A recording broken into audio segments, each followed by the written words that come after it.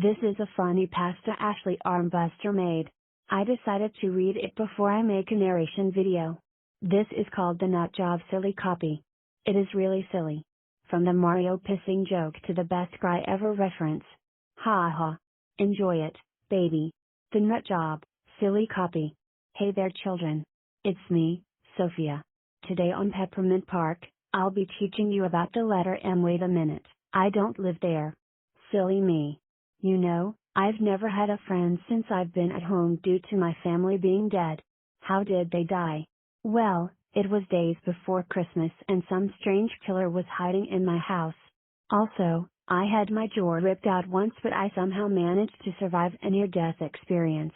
I got a new jaw so people don't think I'm the scariest clown around.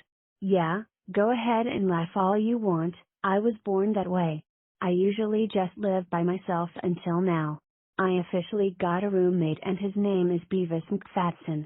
I tell you, he's a fat man who constantly blasts the song Milkshake every night at 9 p.m. right when I'm about to go to bed.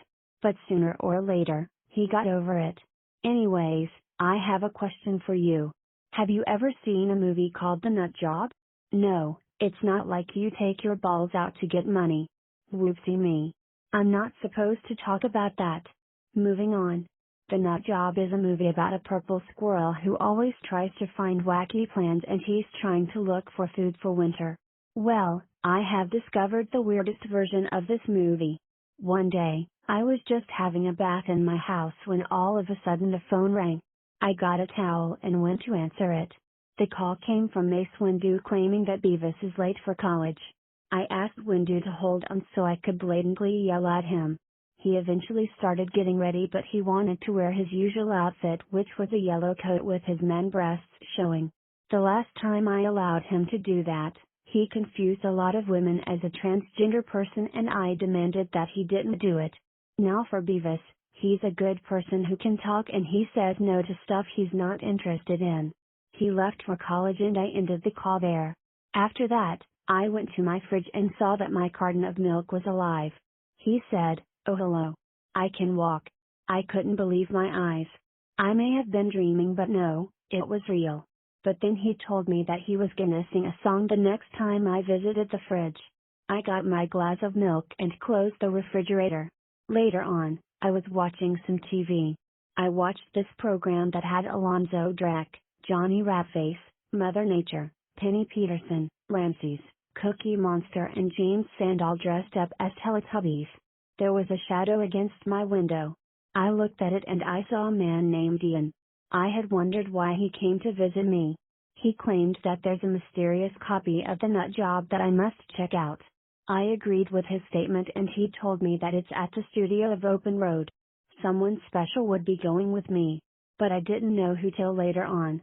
Later that night, I was playing some SpongeBob, Battle for Bikini Bottom on my original Xbox when the door knocked. I opened it to be greeted by Santa Claus. He was the special guest that would help me sneak into the studio that worked on The Nut Job. We first went out for something to eat before we did our master plan. Me and Jenda stopped at McDonald's. I got myself a cheeseburger with no pickles and onions, fries, chicken nuggets, a cookie and a Diet Coke. I was about to eat a fry when this Lego figure named Lloyd Garmadon came over and said, "I'd really like a piece of that cookie please." I said no and he took out his green sword. I shouted, "Yo Pierre, can we get this guy a cookie?" The McDonald's employee gave him a cookie and he left our table. After dinner, we went to the studio that produced The Nut Job. We snuck into the vents because if we broke the door, the alarms would go off. I found the DVD sitting there. However, the DVD did not have a normal cover. Surly was looking down at his feet while JFK from Clone High said his usual meme quote.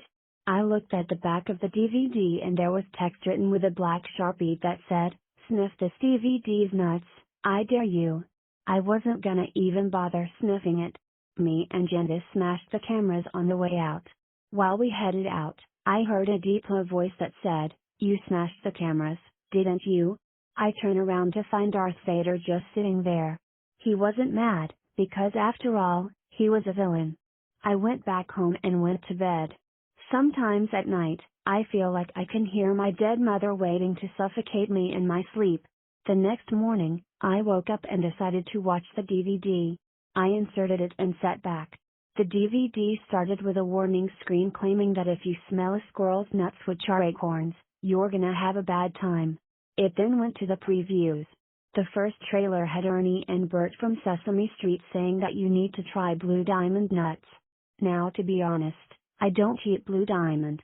Beavis and Fatson always demanded that I try them and I did. They don't taste that good. The second trailers had Ted Wiggins attending a jogging session. The commercial was to sell Gatorade. Then it went to the movie. However, after the Universal logo finished its fanfare, it switched to the Dark Universe logo. I never liked that logo when I saw that 2017 Mummy movie entitled The Mummy. However, at the next logo which came after Open Road, the Endgame Entertainment logo had the man get his Inspector Gadget costume on. And off the man went. Those were the logos that played for this strange version of the nut job. However, this copy of the movie didn't look as normal as I thought. I mean, the beginning of the movie with Surly scaring the pigeons was normal, but things were off. The sky was red and the power line that the birds were on looked pretty dull and electric sparks were coming out of it. I don't even understand how they could survive. But as Surly narrated that each day is a struggle to find food to survive, he didn't have his usual voice that was Will Arnett, he sounded more like Shrek. He then went over to the pigeon's nest and he said, "Time to take a piss." He scratches his nuts and pisses all over the nest. This was disgusting. I didn't want to watch Surly pissing on a nest. I could even see his purple and white penis. Gross. Just then, his rat friend Buddy saw what he was doing. However, unlike the original Nutjob movies I saw back in the day, Buddy in this version could speak.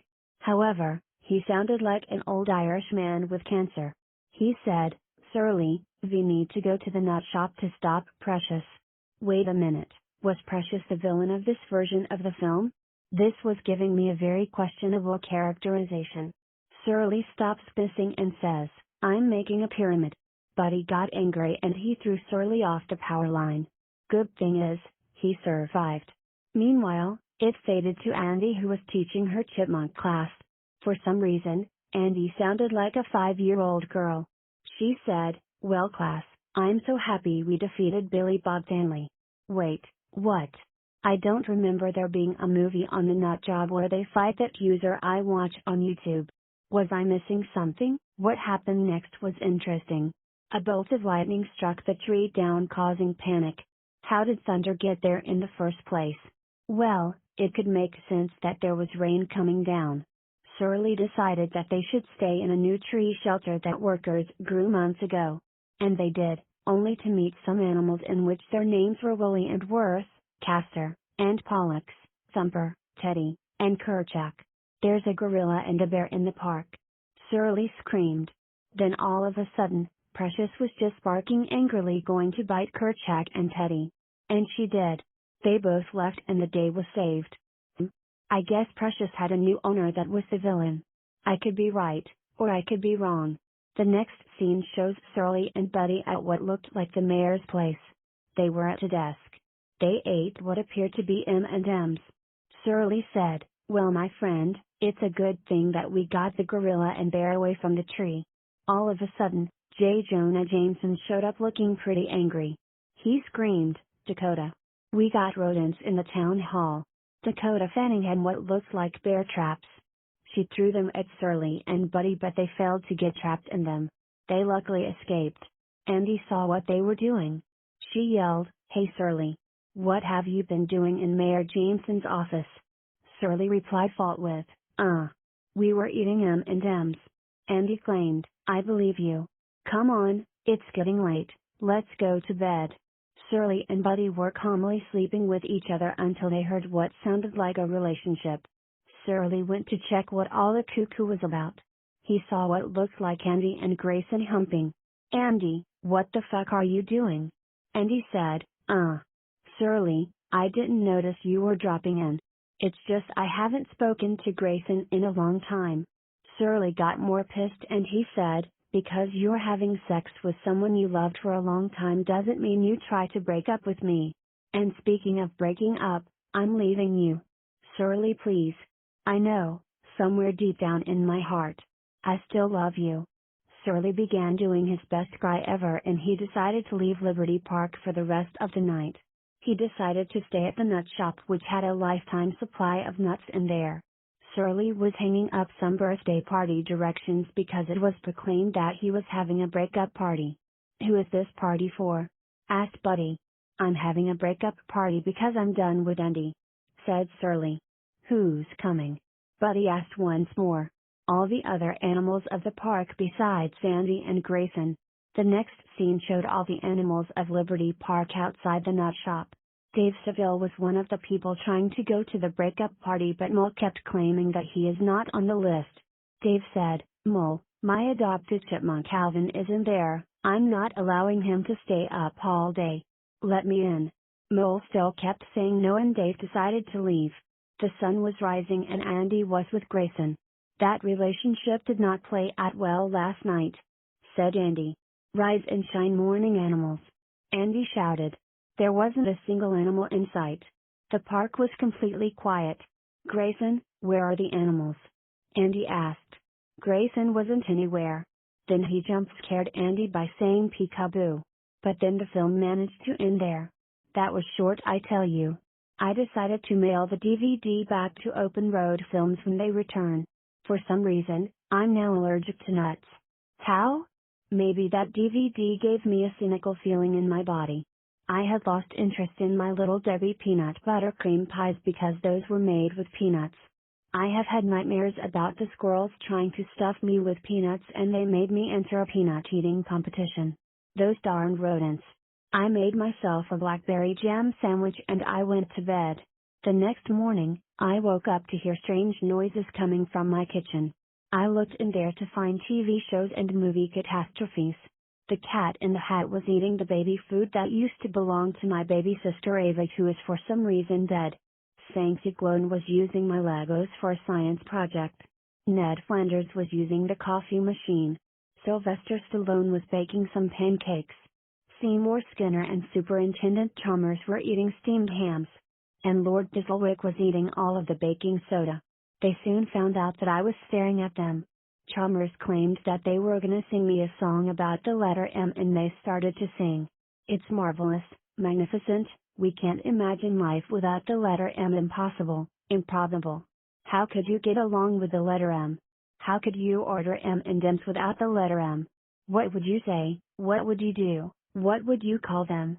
There'd be no words like Mississippi, maybe mommy, monkey too. No mayonnaise, no medicine. There'd be no mumps, measles, monsters, none of them. Magnanimous, malicious. The one important letter in momentum. The letter M. Shut the fuck up," I yelled. "Get the fuck out of my house, all of you now." Then all of a sudden, the living room door burst open. I recognized that Joe Galtesino and Laura were police officers, and they both took the people who came into my house to jail. That DVD caused a whole lot of controversy for me. Beavis McFadden had been gone for 3 days straight. Whatever Open Road Films put on the rest of the DVD, I wouldn't want to check it out. Just be careful of what you watch. That's the end of your story, Ashley Armbuster or Garfield fan. I am doing a narration video of your THW Wiggle Floss episode. Anthony gets diabetes.